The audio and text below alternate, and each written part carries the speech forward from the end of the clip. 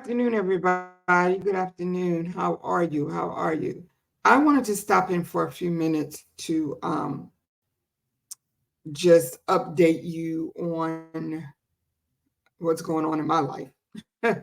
um, and to talk to you about the petition that I started.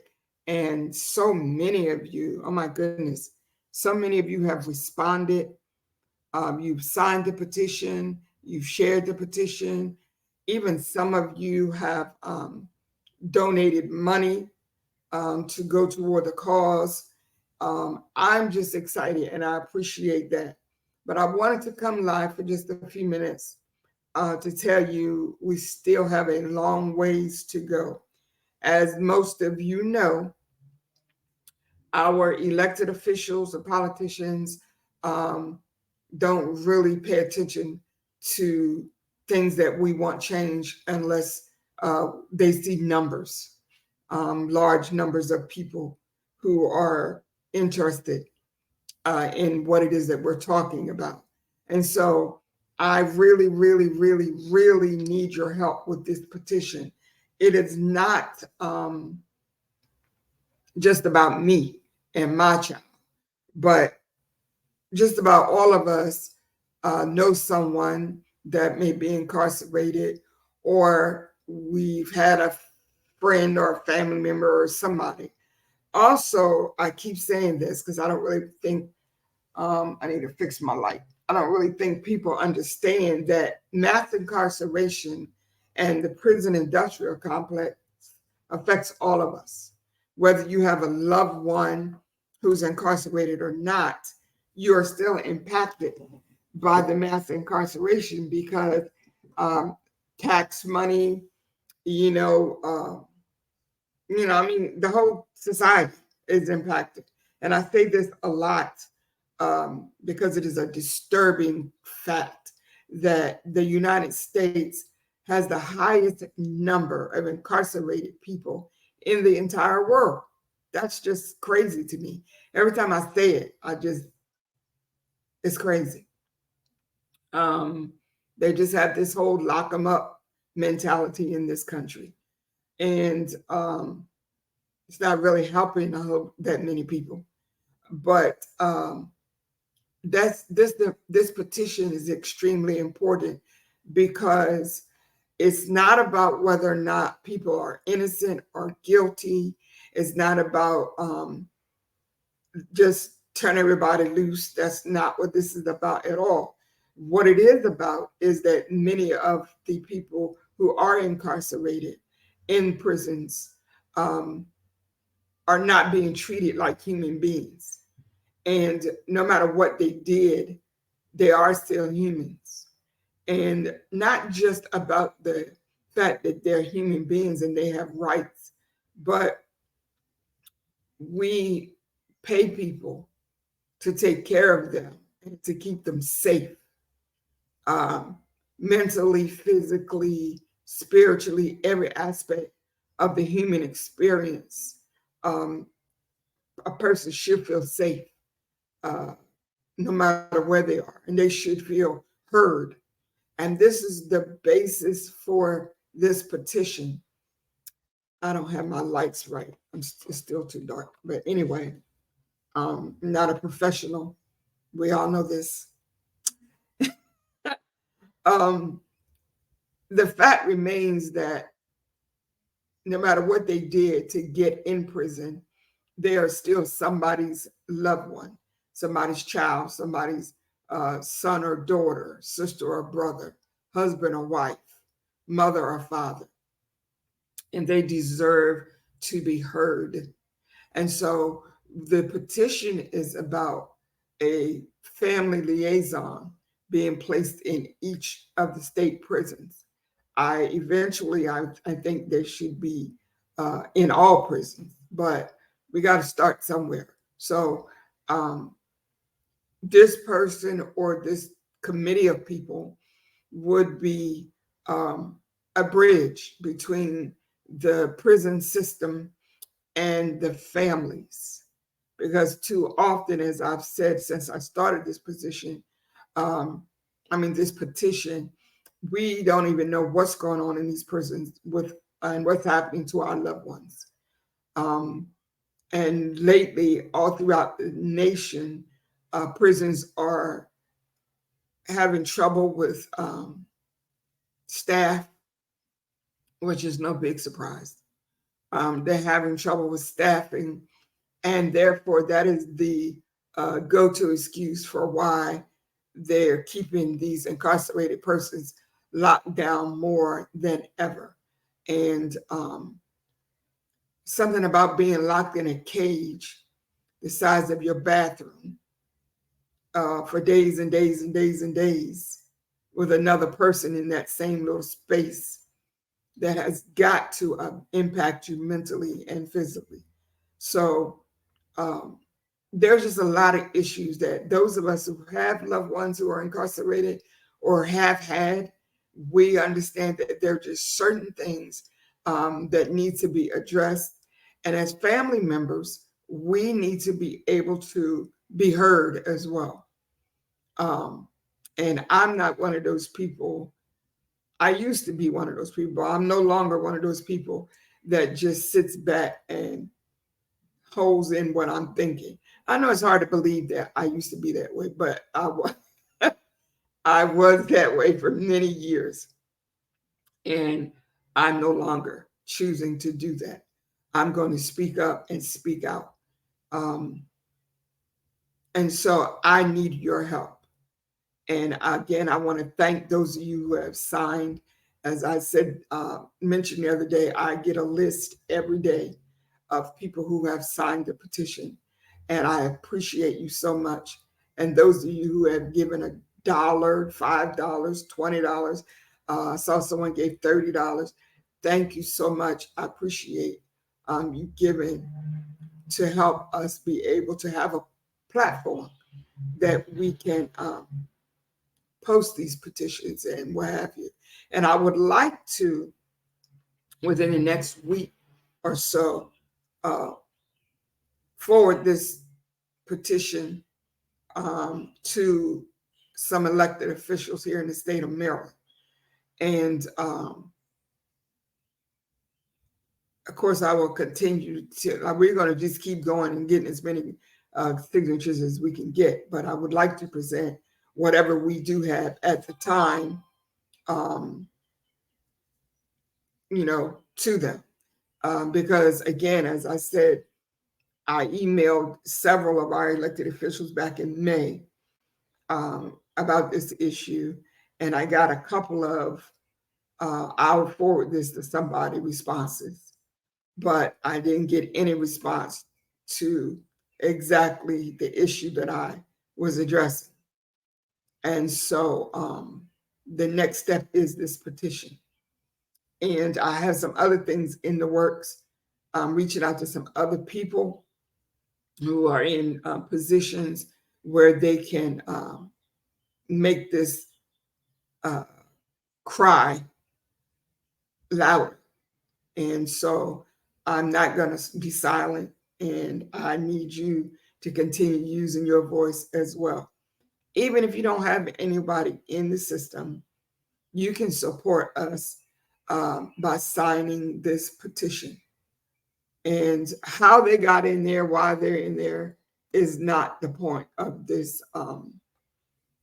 this petition. The point is that while our loved ones are warehoused in these concrete plantations and literally property of the state,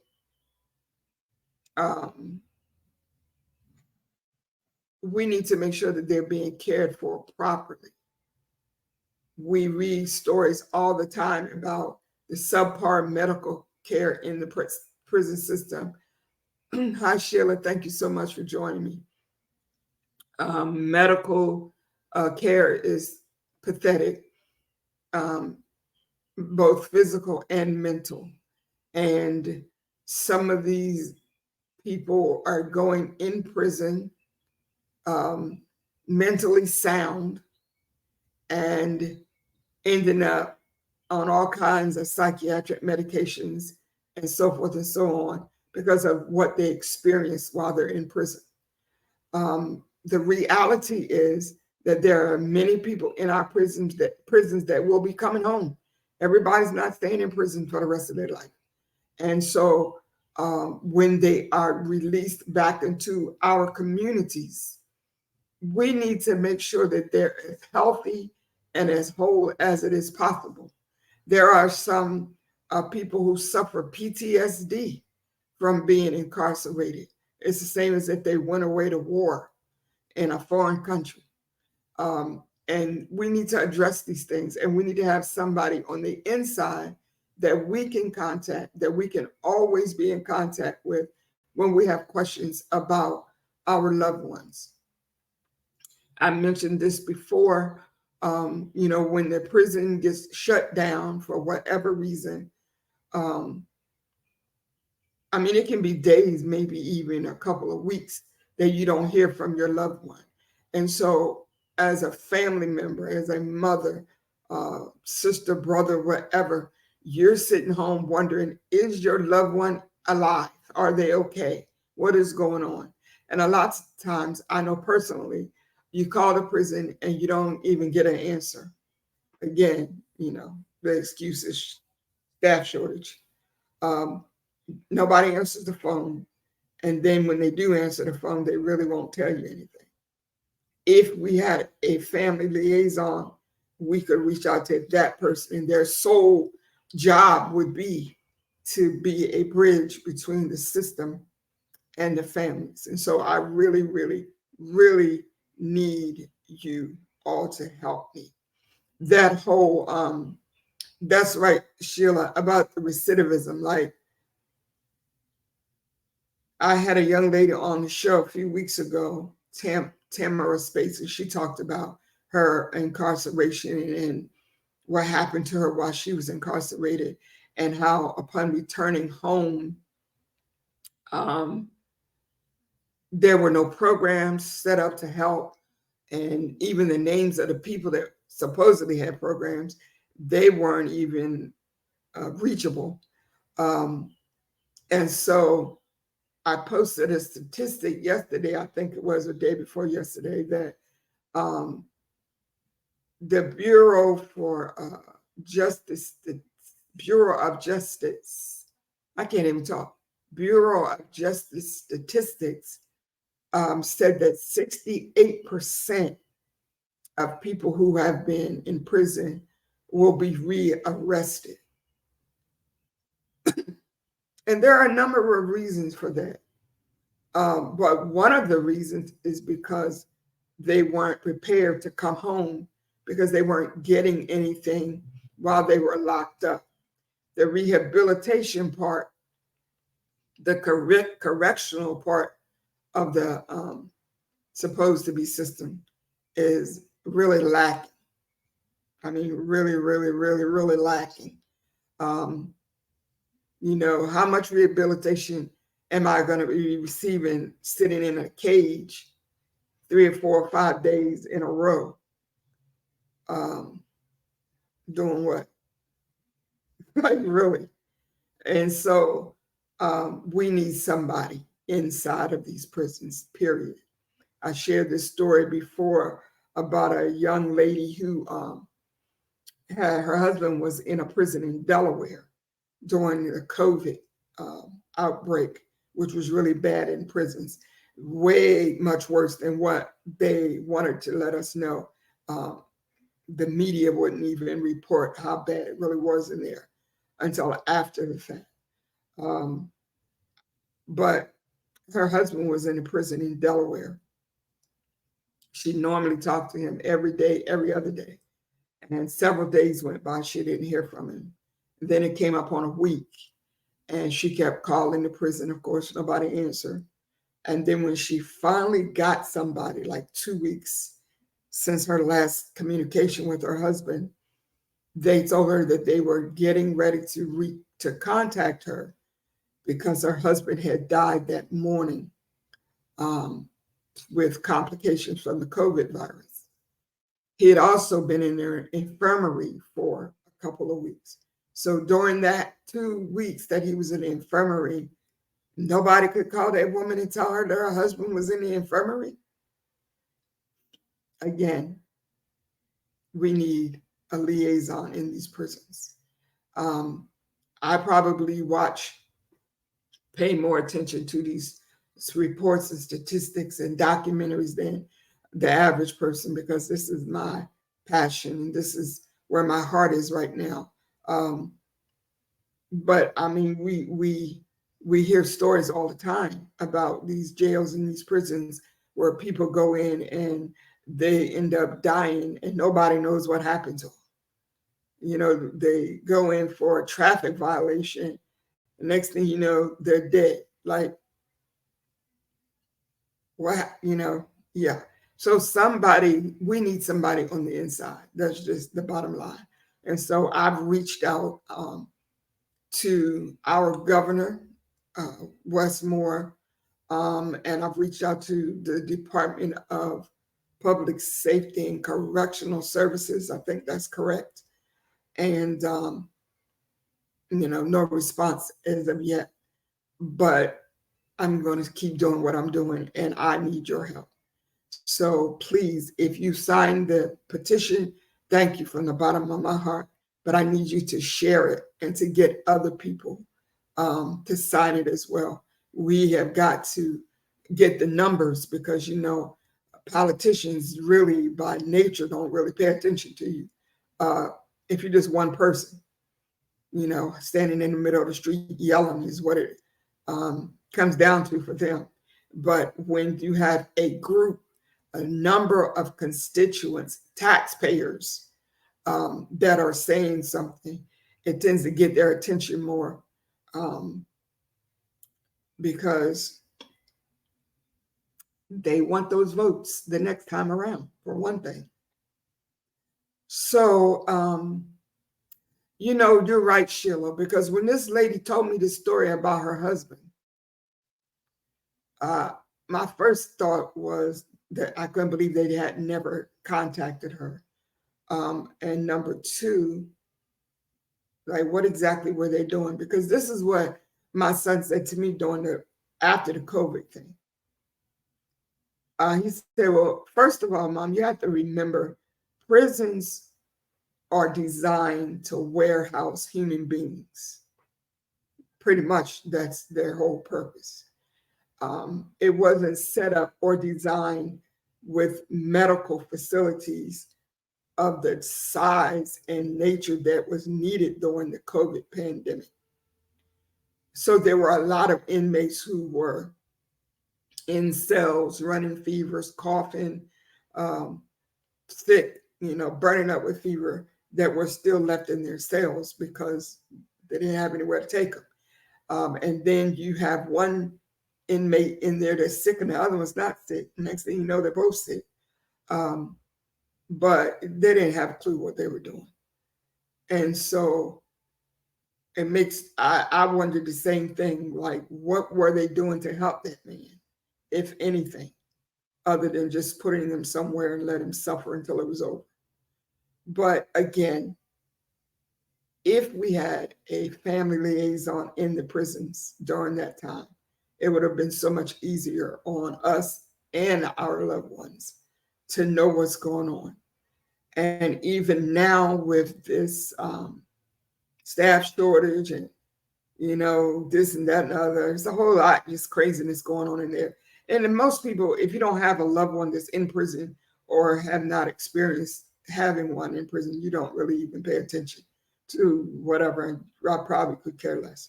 But those of us that do have loved ones who are incarcerated, we're concerned about our loved ones, just like everybody else is. And we are not saying just let everybody go home. What we're saying is, while you have them in your custody, we need you to make sure they're safe and that they're as healthy as they can be in those environments. The nutritional, the food is, you can only imagine what that's like. And so we just need somebody there, period.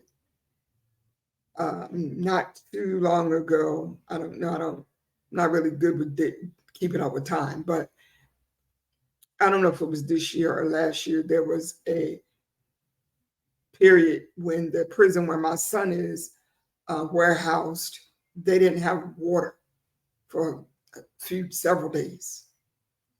And what they were doing with regard to the backed up sewer system and having to, urinate in plastic bottles and plastic bags and just all that. You can imagine the bacteria. It's already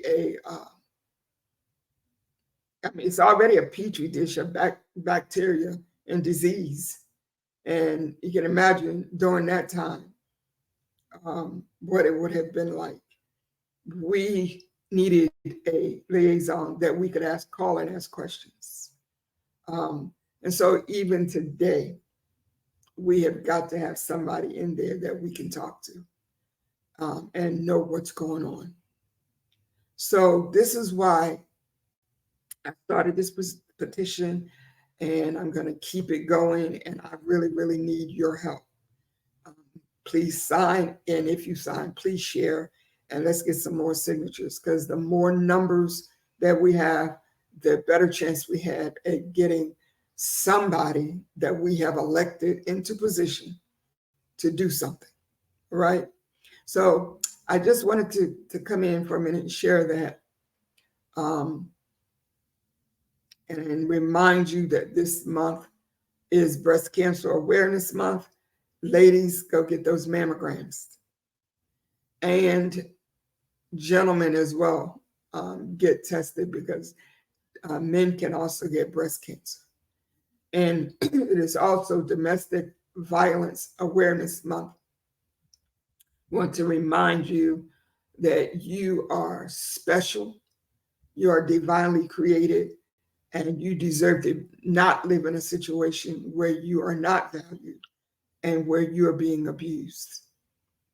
We need you to do what you can do to remove yourself from that environment. Reach out. There are organizations that will help you to get to a better place, a place where you are safe. We need you here. We need you to be safe. So again, thank you for spending this time with me. Keep me in your prayers. Y'all know I always got some drama as the story of my life. I had, I had cataract surgery 3 weeks ago now on my right eye. And so my vision is not matched up. Like one eye looks one way, whatever. Anyhow, and I'm supposed to get the other one done next week. So keep me in your prayers. You guys have a good day. And as you go through this day, just remember that you are loved and you are special, and you deserve to be loved and treated as special as you are. Don't allow yourself to be misused or abused by anybody. I don't care who it is, verbally or physically, emotionally, spiritually, none of that. You deserve better. All right. All righty. I love you too, Sheila. I really, really do. All right, guys, I'm going to let you go. Enjoy the rest of your day. I got a couple of things I can get done before my eyes start hurting again. So you all have a good day, and I'll see you. And I will be looking for your names on that list. All right, guys, have a good day. Bye-bye.